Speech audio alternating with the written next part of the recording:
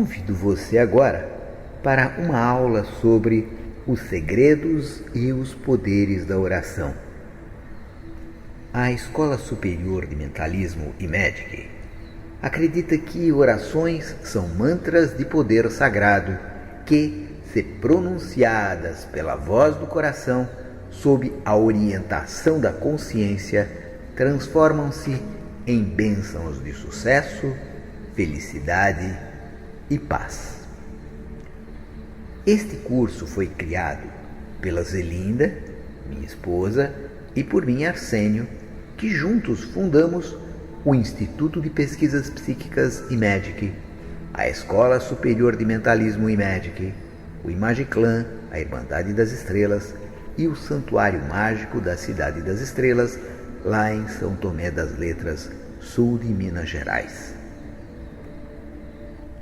Logo nos primórdios da civilização, quando o homem ergue a sua cabeça e começa a ter contato com o mundo que o cerca, com as pessoas que o rodeiam e o relacionamento que ele é obrigado a manter, tanto com o mundo quanto com os seus semelhantes, levou ele às suas primeiras observações mais importantes, fundamentais, que deram a ele um destaque no processo evolutivo. Uma das primeiras coisas que ele percebe é a relação de causa e efeito com tudo aquilo que o cercava.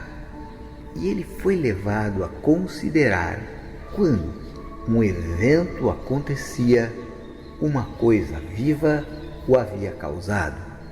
Se ele colhia uma fruta, esta fruta vinha de uma árvore viva.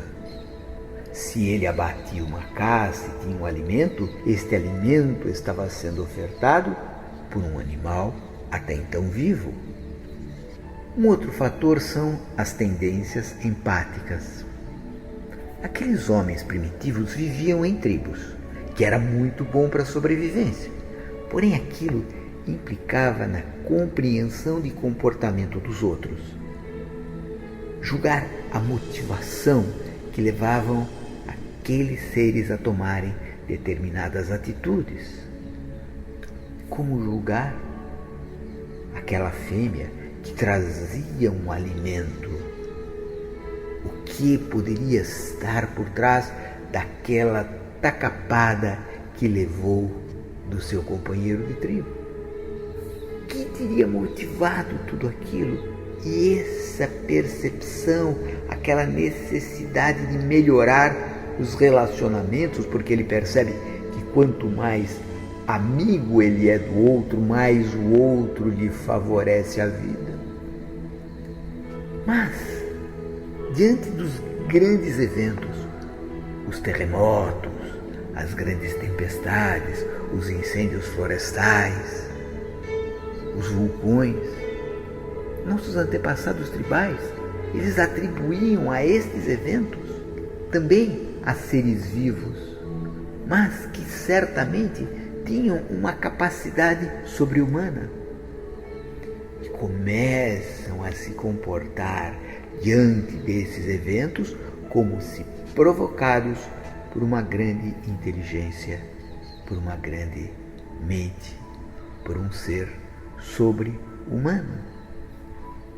Na mitologia grega, nós encontramos o mito de Tétis, que reflete bem este aspecto da visão de algo transcendental por trás das coisas e dos grandes eventos. Havia no Olimpo uma deusa, que na verdade era uma ninfa, chamada Tétis. Tétis era aquilo que nós podemos chamar de maravilhosa. E aquilo encantava todos os deuses, todos a cobiçavam. Você sabe como eram os deuses gregos, muito mais humanos que deuses. Todos eles tiveram a sua atenção despertada por Tétis. Todos eles querem ter Tétis para si. E logo surge uma grande luta entre Zeus e Poseidon. É minha, dizem eles. Porém, prometeu que podia ver o futuro disso. O filho de Tétis será superior ao pai. E como disse aqueles deuses, eles eram muito ególatras. E ninguém mais quer Tétis. Ninguém mais. Mas era necessário casar Tétis com alguém. Mercúrio estava sentado à beira do Olimpo, olhando para o mundo, e vê, no alvorecer, Peleus. Peleus havia acabado de vencer todos os centauros numa grande luta que durou a noite inteira. E quando o sol desperta, encontra Peleus no alto da montanha, saído das névoas, como vitorioso. Mercúrio diz: olha só, podemos casar Tétis com Peleus. Os filhos deles serão semideuses, portanto, superiores ao pai, que é humano. E a ideia vira um consenso, e trazem Tétis até os planos humanos e a apresentam diante de Peleus.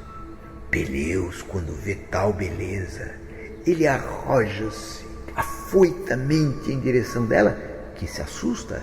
Ela é uma deusa, ela é a própria delicadeza, e ela foge. Peleus fica desesperado e começa a procurar pelo mundo onde está Tétis. E então ele vê um brilho no meio da mata, corre até lá, é Tétis, e quando chega é apenas um raio de sol que bate numa pequena cachoeira. E então ele ouve um canto. Que canto maravilhoso! É a voz de Tétis. Corre até lá e é apenas um pássaro que canta. E assim ele vai correndo pelo mundo, atrás de pequenos chamados, supondo ser Tétis. E era Tétis mesmo. Tétis disfarçada entre as belezas da natureza, chamando por ele, buscando despertar nele aquilo que ele tinha de mais profundo, a sua luz interna, a sua compreensão por um mundo superior. Este é o aspecto que se encontra por trás deste despertar humano, que coloca nas várias situações conceitos sobre-humanos. Mas vamos voltar aos nossos primórdios da humanidade. Vamos falar sobre aquilo que chamamos de teoria da correlação. Que é isso?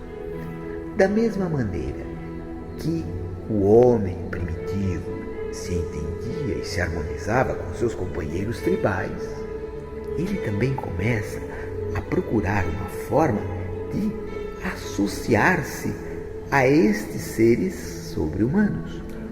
Como faço para me aproximar deles? Como posso manter um contato mais íntimo com estas inteligências que regem tão grandes eventos? Uma forte tempestade, uma grande ressaca do mar. E começa a busca da forma ideal de contato. Durante muito tempo, os homens, por tentativa e erro, buscam aprimorar seus canais de comunicação com a divindade. Como faço para me aproximar destes seres? Como faço para chamar sua atenção para as minhas necessidades? E surgem as mais diversas formas. Oferendas de frutos e vegetais, sacrifícios de seres vivos, rituais, transes religiosos, encantamentos, magia, danças, rezas, preces, orações. E, como este curso trata de orações, vamos às definições. Você sabe o que é oração? Oração, segundo sua definição, é um ato religioso que visa ativar uma ligação, uma conversa, uma manifestação de reconhecimento com um ser superior, transcendente e divino. Isto é uma conversa. Não existe nada pré-determinado. palavras feitas. É aquela oração que brota como se eu conversasse com um pai, como se eu conversasse com uma inteligência de alta compreensão que vai trazer para mim aquele alívio, aquele linimento que busco. É diferente da prece. Prece é a repetição consciente de fórmulas prontas. É fazer uma oração como Pai Nosso, Ave Maria, mas pensando naquilo que está dizendo. Quando fala Pai Nosso, aquele que ora, pensa na ligação que existe entre si e a grande inteligência cósmica que tudo rege. A reza é a repetição semiautomática de fórmulas prontas. Os mantras, por exemplo, mas também aquelas orações em que a pessoa reza um Pai Nosso apenas repetindo as palavras, sem senti-las, sem vivenciá-las. Porque se vivencio o que estou falando, estou fazendo uma prece. Existe também a plegária, que são rogativas ou súplicas repetitivas a uma entidade superior. Oh, meu Deus, me ajuda neste momento de tanta necessidade. É aquela petição e pede. Existe também aquilo que chamamos de jaculatória. São pequenas preces ou invocações inclusas em orações, no começo ou no final delas. Por exemplo, rogai por nós, amém. Aquilo que se repete. Também são expressões ditas de forma espontânea e automática diante de determinadas situações. Nossa Senhora, Ave Maria, cruz em credo. São coisas que são colocadas automaticamente. Uma expressão espontânea. E temos também a eufemia, que é a mentalização positiva em favor de alguém, repetindo boas palavras. Que Deus proteja você, meu filho. Que a sua cura se manifeste agora. Estou pensando na pessoa e desejando coisas boas para ela. Isso chama eufemia. Antes de nós prosseguirmos, eu quero dizer uma coisa muito importante. No princípio, quando o homem começa a pesquisar aquele universo que o cerca, quando ele começa a ter mais conhecimento sobre todas aquelas estruturas que compõem a sua vida, a espiritualidade, as ciências, a medicina, as artes, a religião eram uma coisa só, eram estudadas como um bloco. Não havia diferença entre a música e a geometria, não havia diferença entre a crença num Deus maior e as curas que determinadas ervas provocavam nos indivíduos.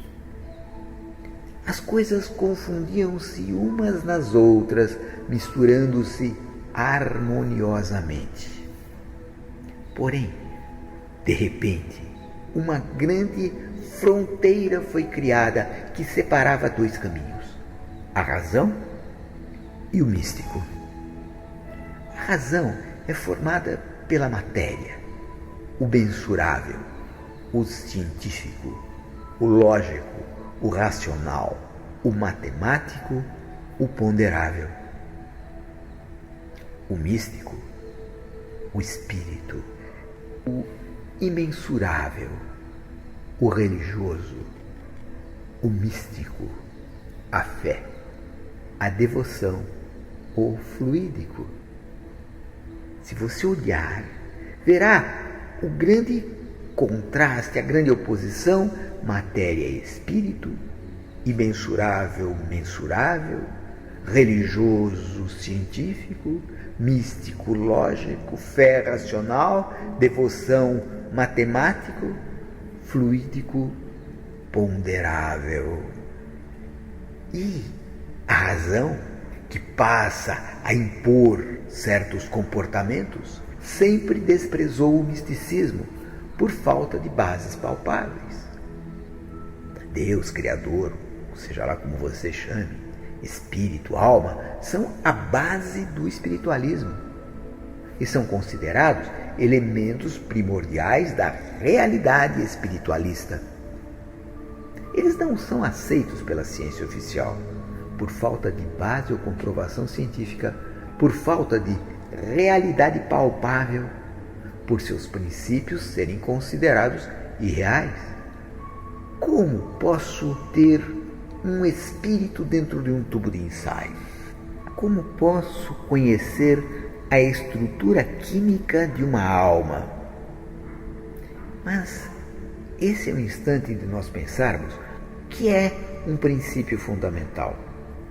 São conceitos básicos que são aceitos sem definições prévias. É uma proposição fundamental básica que não pode ser deduzida a partir de outra proposição ou suposição. Assim, tomando-os como verdadeiros, sobre eles são estruturados os sistemas formais. E isso acontece com a matemática, com a geometria, com a astronomia, com a química, a mecânica, a cosmologia, a termodinâmica. O princípio fundamental é algo em que se é obrigado a tomar como verdadeiro sem que haja uma comprovação, seja lá de que forma for. Toma-se aquele fato como uma base e dali se constrói toda a estrutura. A matemática e a geometria são considerados por todos os grandes racionalistas, cientistas, pesquisadores, as mais exatas entre todas as ciências. Se não houver uma formulação matemática possível, então há dúvidas sobre a veracidade. É assim que eles pensam. Mas você sabe quais são os princípios fundamentais da geometria, por exemplo? Os princípios fundamentais da geometria são o ponto, a reta e o plano. Mas vamos ver algumas características deles. Vamos pensar no ponto.